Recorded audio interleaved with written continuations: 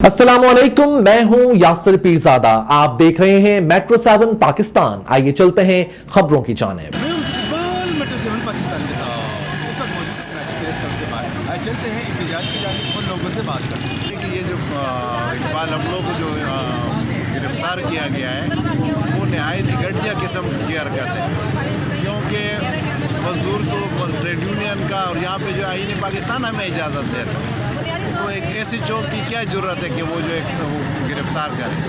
इसका मतलब ये है कि यहाँ पे कोई आईन नहीं है, ये कि हर एक आदमी शुत्र बेमुहार की तरह जो है जंगल का कानून बना के बैठा हुआ है। मैं ये समझता हूँ कि ये बहुत गलत हरकत की है और इस तरीके से नहीं होना चाहिए। हम इसके खिलाफ सरापा एहतजाज है और जहाँ जिससे भी बात करनी होगी हम करेंगे कि इकबाल अमलो को बाइज़्ज़त तरीके से रिहा कराएँ।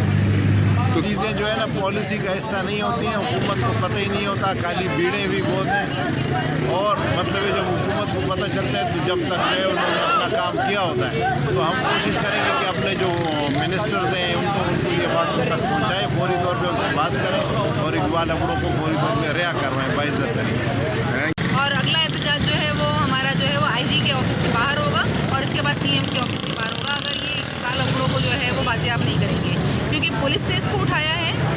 हमारे पास गवाह भी हैं और हमारे पास जो है मुझे खुद जो है वो एसएचओ ने बताया कि उसको शिफ्ट कर दिया गया है और वो हमें उसके वेयर अबाउट के बारे में नहीं बता रहे। और इशू क्या है, सिंपल इशू ये है कि मज़दूर जो है वो अपने हुकूक के लिए आवाज़ उठा रहे हैं। मज़दूरों को निकाला जा रहा है, मज़दूरों को उनकी मिनिमम वेज नहीं दिया जा रहा है, मज़दूरों को जो है वो सोशल सिक्योरिटी के साथ रजिस्टर नहीं किया।